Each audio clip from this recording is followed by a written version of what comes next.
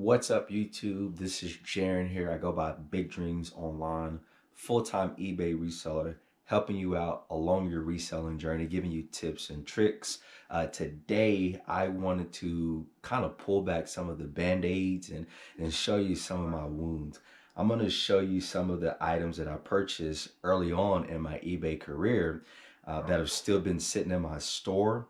And I'm going to show you just how bad these items are. Okay, so when you see these, you're gonna know there's a reason why they haven't sold. Okay, so don't judge me, don't make fun of me. Okay, I'm peeling back the layers and showing you guys how far I've come. Okay, so we'll start with this item right here, and a lot of it just has to do with I just simply didn't do a good job of checking the quality on items. So you can see here that this item has a hole right there, and it's a kid's sweatpants that it's not going to get purchased, so we can just go ahead and throw this off to the side. Nobody's going to want it. Okay, next we have some cinch jeans.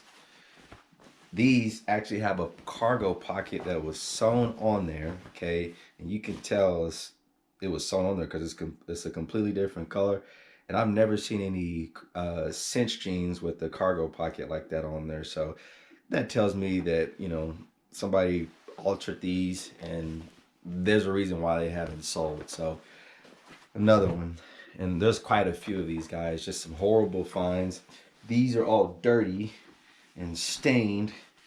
Okay, they're Eddie Bauer jeans, got some stains over here, and Eddie Bauer jeans just don't do that well to begin with for me. And so there's a reason why these have just been sitting. It's because they're stained and they got holes right here, and already they don't have a good sell-through rate. So these were destined to just sit in my store.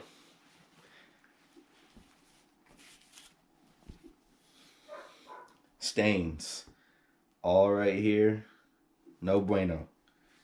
And then I don't know if you guys can hear that, but the waist is stretched. Okay, and it sounds horrible. Okay, it's all cracked, no bueno. And see, guys, you learn. Okay, so I've learned a lot because, you know, when people would get stuff like this and they return it, they tell me why they return it. And I'm like, oh, okay, so I better stay away from stuff like that then. These are some Miss Me jeans. They got a hole right here. That's really the biggest thing. Oh, a hole right here and a hole right here. But they were altered as well. And I just kind of want to stay away from the altered stuff, because in my experience, it just doesn't do too well.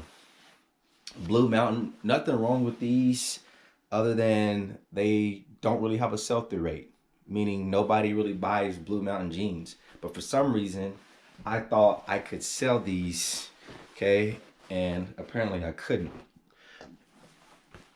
So here goes some more jeans, Polo Ralph Lauren, and the belt loop is just, I mean, look at the belt loop. Look at the belt loop over here. This is how far I've come. Like, this is horrible. It doesn't even have a button right here. This is this is horrible. Like, there is no reason why these should have been purchased. And the way that I'm looking at this process right now is I'm trying to make my store a lot better. I'm looking at it like a lawn, right? And when you want a good looking lawn, you need to remove the weeds. And you know, when you have those weeds in the grass or in the yard, it steals the nutrients away from the grass. And so I just consider these weeds. And so I'm trying to get rid of all these. That way it's not clogging up my store anymore. And, you know, my sell-through rate is better and the quality of my items is a whole lot better, because having stuff like this in my store is just not good. Right? A buyer gets it and they're like, man, it had a hole in there, like in the crotch. Like, why would you sell me something like that? You know, I don't want that to be the case. I want to have a standard of quality, a high level of quality. And so look at this hole right there. No bueno. That's not too bad, but you know, still some distress down there. But here we go. These bleach stain all right here, all right there. Okay, nobody's gonna buy that. And I don't know what my thinking was back then. I guess I was just figuring if I just list as many items as possible that they would sell. There's nothing wrong with these other than nobody wants them. But I just thought everything would sell. So I was just picking up stuff, just picking up junk. So that's something to learn. Be careful about what you purchase. Do your research and, look at the sell-through rates before you just get it. And that's something that I'm doing now. And it's made a huge difference in my store, because no longer am I just holding on to stuff for years and for months. Like, the stuff is selling a lot quicker because it's actually in demand. The stuff right here was not in demand. This stuff right here may have had a pretty decent brand, but it's missing a button, or it has a huge gaping hole. Like, that's going to hinder you from making that purchase. So just be thinking, okay, what do these buyers actually want? It's not about what you want.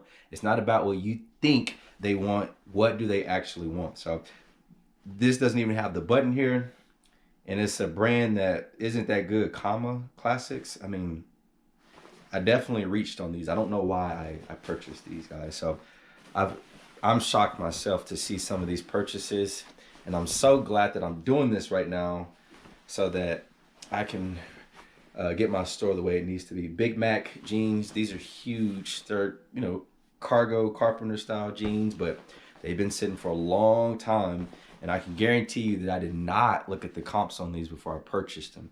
That is a recipe for disaster, especially when you don't know that much about the space that you're in.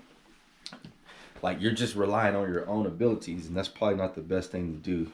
So these, look at the huge hole right here. Okay, I mean, it's possible somebody could buy these and maybe make them into shorts, but I don't want to buy them for that purpose, hoping for somebody to come along and, want to buy them for that.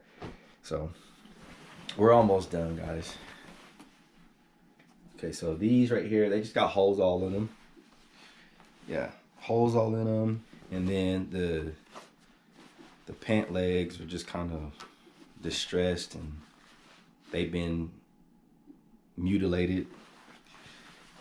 Same thing over here. I mean, they could sell, but again, I want a higher level of quality in my store. Okay, and so now my standard is much better. So if I see this when I'm outsourcing, they immediately get thrown to the side. No questions asked. These, nothing wrong with these, other than it wasn't a good brand to be. Oh my God, I didn't even see that. Look at that. I'm glad I saw that now. I'm glad I'm taking these down. Look at that. So, and once you get good at your category, once you have some experience, you know where to look. So now when I'm sourcing, the first place I look is here in that crotch area. And then I make my way down the seams. Look on the back. Make sure the pockets are good, because there's a tendency for there to develop a hole where the pockets are. But you know all this once you started doing items, all the time. And so I'm familiar with the jeans. I'm familiar with the shirts and stuff. And so I know where to look to see where the wear and tear is. So bad pair of jeans, and I'm glad that they never sold. Okay, so there's nothing wrong with these jeans.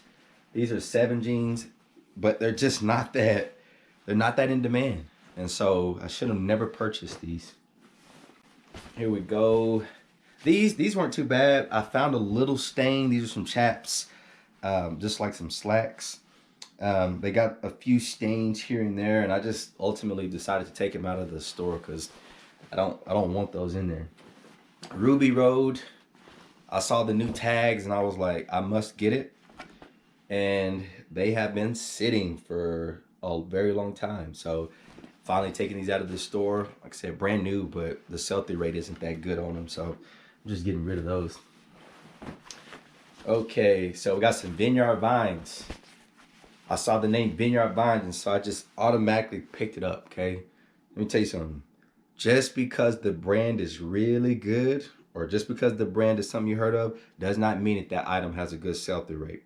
Now, so Vineyard Vines, this probably isn't going to sell with that stain on there. It feels like Carhartt or something like that. It would sell, okay? But so you have to know that. You have to get a good understanding of that. Vineyard Vines with that on there probably won't sell. I may keep these just for like working outside or working in the yard with, but it's a no-go on selling them. And then lastly, we have these. Okay, so these, I think I'm gonna actually put these back in the store. They're just fine. These are some Levi's 514, just some casual pants. And I think there was like a little stain or just a small little mark on there that I can remove with some washing. So I can hold on to these a little bit longer. So, but guys, you see it. You see how far I've come. Some of the mistakes that I made early on, and I like being able to go through and see that, just because it lets me know how far I've come as a reseller. You know, I'm thankful for a lot of the other resellers that I've been able to follow, like Daily Refinement, Tech and Sales, just because, or Tech and Sports, just because they really teach you the foundation. And like I've learned so much, and like the quality of my listings has been so much better. And you know, you have to constantly evolve, you have to constantly be learning. And so that's the reason why now whenever I list stuff, I know it's going to sell. I have a lot of confidence in it. And so guys, if you have any questions, leave them in the comments section below. Let me know, do you ever have any forgetful finds? I appreciate it, you guys stopping by, and I can't wait to connect with you next time. See you.